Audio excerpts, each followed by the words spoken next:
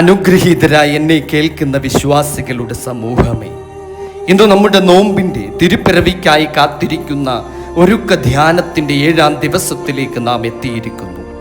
ഈ യാത്രയിൽ ഇന്നത്തെ ദൈവവചനം നമ്മോട് അതിമനോഹരവും അതേസമയം തന്നെ കടുത്തതുമായ ഒരു ചോദ്യം ചോദിക്കുന്നു. അതാണ് വിശുദ്ധ മത്തായി എഴുതിയ സുവിശേഷം 2-ാം അധ്യായം 4-ാം വാക്യം. ജനത്തിൻ്റെ മഹാപുരോഹിതന്മാരെയും ശാസ്ത്രിമാരെയും എല്ലാം വിളിച്ചുകൂട്ടി ക്രിസ്തു എവിടെയാകുന്നു ജനിക്കുന്നത് എന്ന് അവരോട് ചോദിച്ചു. ആമേൻ. ഹെരോദാവ് ഈ ചോദ്യം ചോദിച്ചത് വിശ്വാസത്തോടു കൂടെ ആയിരുന്നില്ല. ഭയത്തിൽ നിന്നാണ് ഈ ചോദ്യം ഉയർന്നു വന്നത്.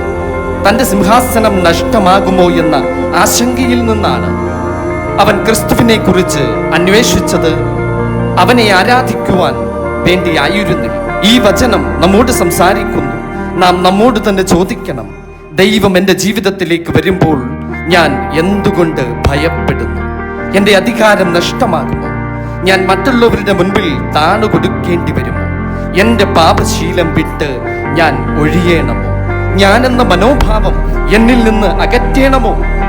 അതെ, ക്രിസ്തു ജനിക്കുന്നത് നമ്മെ ഭയപ്പെടുത്തുവാനല്ല, നമ്മെ രക്ഷയിലേക്ക് നയിക്കുവാൻ.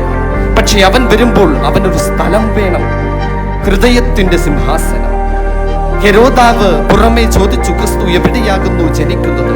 പക്ഷെ തൻ്റെ ഉള്ളിൽ അവൻ ചിന്തിച്ചത് എൻ്റെ രാജ്യം നഷ്ടമാകുമോ എന്നാണ്. ഇന്ന് ദൈവം നിന്നോട് ചോദിക്കുന്നു, എൻ്റെ പുത്രന് നിന്റെ ഹൃദയത്തിൽ സ്ഥലമുണ്ടോ? ഈ 7-ാം ദിവസത്തിന്റെ ധ്യാന ചിന്ത ഇതാണ്. യേശുവിനെ അറിയുക മാത്രമല്ല, സ്വീകരിക്കുക.